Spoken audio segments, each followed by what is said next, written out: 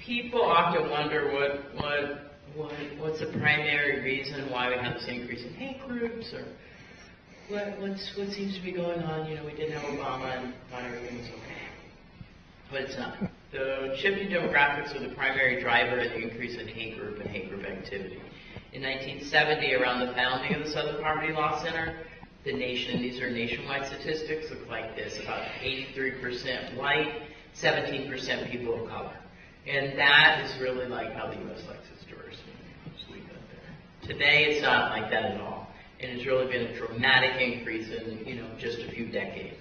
Which, I am originally from California, we started experiencing these demographic shifts decade and a half ago. And it was hard there too, on the most diverse place, in the country. It was hard there too, and it was ugly. And it will continue to be hard and ugly as we navigate this as a nation.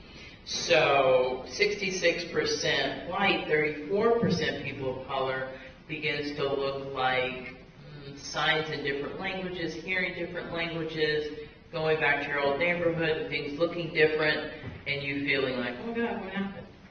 And then add on to that it's now part of the popular discourse that whites will no longer be in a numerical majority by 2050 or 2040. Have you heard that?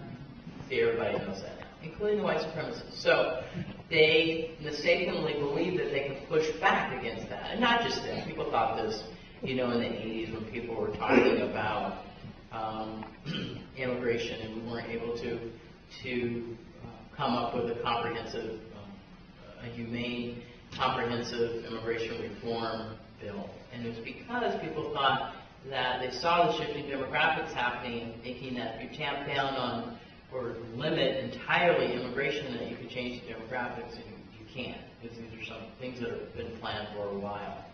So that's what it looks like around 2040, 2050, by 2050 for sure, but probably around 2043 or so.